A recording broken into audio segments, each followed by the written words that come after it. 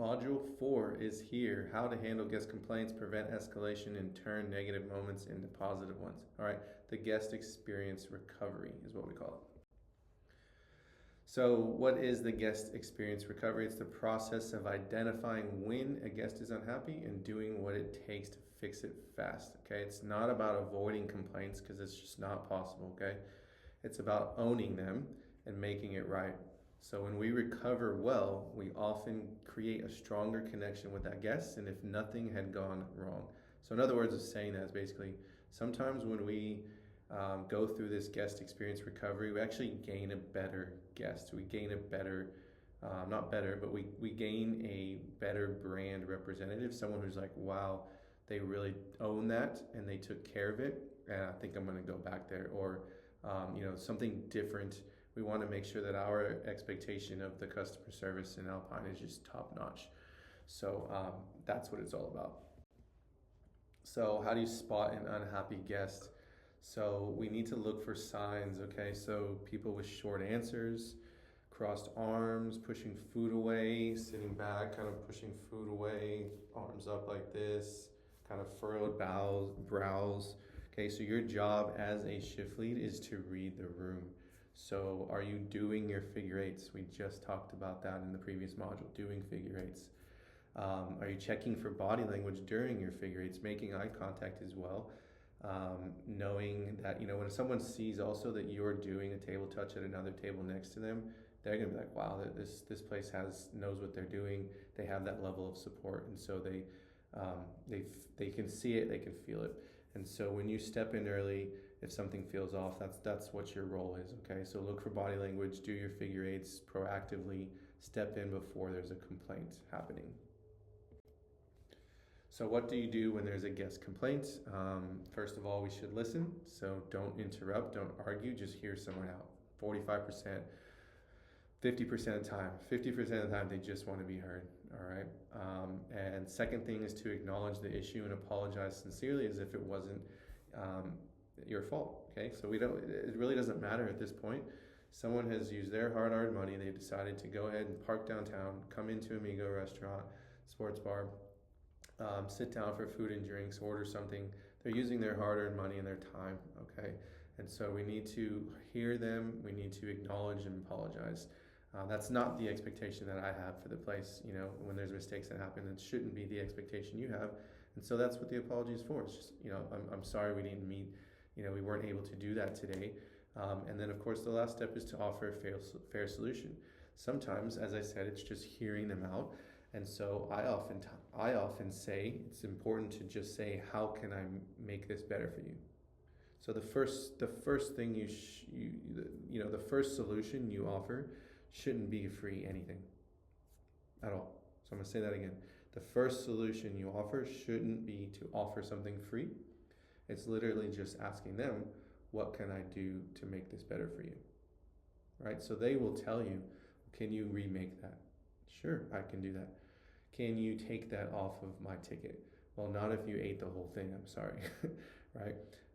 But if they haven't eaten it yet, we can refire it, we can remake it. Or if they just weren't pleased with the temperature of something, then we can offer a bit of a discount, okay? And we're going to talk about that here next, but that's just super important. 3 things. Listen, be calm, maybe more than 3 apologies, but listen without interrupting, be calm, acknowledge and apologize, and then offer a fair solution. And it starts with just asking, how can I make this better for you? All right. So again, how to handle angry guests. So what if they're just angry? It happens. Sometimes people are just angry. So we're going to do the same thing. Stay calm and listen. Stay calm, be professional, don't interrupt, don't argue, hear them out. It's a hard part of the job. I, as an owner, our managers as well, I can guarantee you this right now. If you look at my cell phone, I have people literally texting me, telling them something they didn't like at Amigo or something that they think we should do better or that how I should run my business. I just have to listen, right? I don't have to take the advice. Sometimes there's golden nuggets in those advice, but I'm just listening and I say thank you for that. Thanks for taking your time to share that with me.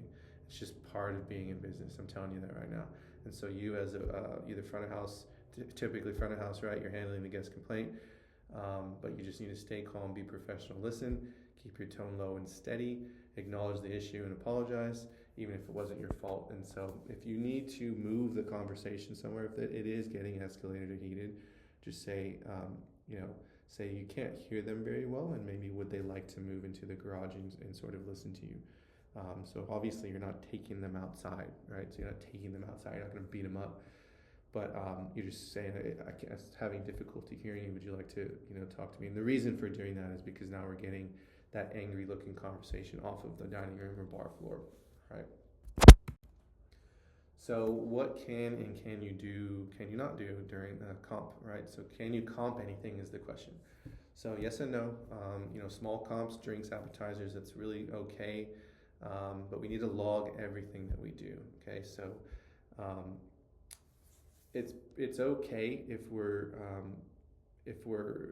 first of all, our built-in ability to discount is pretty much up to 10% off of a bill, okay? So let me off of the whole bill. That's your, as a shift lead, ability. Now, it shouldn't start with that, first of all. So if we remake an item, if we have a 50% profit margin built into something and we remake it, we just didn't make any money off of that one item, but the guest is super happy still. We were that layer of support. We kept them into a good customer service experience. We just didn't make money off that one item. So a remake is the sort of the first thing we should always try to do. All right, understanding that it takes time and energy from the kitchen to do that, and we need to communicate that. If you're going to remake chips and salsa, that's not very difficult. You just go to the window and ask for that. Sometimes as a shift lead, you can go to the back and get it yourself. If you're going to remake a burger, it's going to take 5 to 8 minutes if there's nothing else in front of them, but it could take 10 minutes or more if there is things in front of them. So again, a remake is a good idea. If you needed to discount, offer up to that 10% mark. Sometimes you could off of the whole bill. So if they have a bill of $100, that's $10, okay? Sometimes taking off the one item, which costs us only $8 of missing retail, you've saved us money. That's what we need you to think about. So you need to think like an owner in these cases as well. So major comps or repeat issues, you need to communicate that with the manager through 7 shifts on your manager chat or some other means. But importantly, if you have a staff member who's constantly making errors, we need to understand why, and we might need to reassign them, take them off the floor, and give them additional training or something. All right. So just know that if it's a major comp or repeated issue, to loop in your manager is the key thing here. And so importantly, use that 10% rule off of your total bill, but we want to keep it to a minimum, do remakes if we can, communicate the time that it's going to take for that, and always focus on the item, not necessarily the whole bill, okay? So if even 50% off of an item is going to save us money over time for these mistakes. All right, so how can we prevent complaints in the first place? Pretty much starts with staying proactive. It starts with our training, of our staff. But as a shift lead, where it is for you is for your figure eights and table touches. So if you are there as a guest, I'm a guest at restaurants on occasion too, right? And so if I am not super happy with what I'm experiencing or the food that I have, food or drink, and I see a table touch happening over there, I already know, and I feel better knowing that there's someone I can probably ask for to talk to, okay? So always do your figure eights and table touches as you can. Greet your guests quickly and warmly. Check in proactively, clearly communicate wait times, and just run a tight ship and be responsible with your team. That's what you're there for. So as a shift lead, you have a steak section, or you have a station to play, right? But we also need you to be that extra layer of support. So what are the final thoughts here? So it's not about being perfect. So my expectation right now, I'm telling you, is not perfection, okay?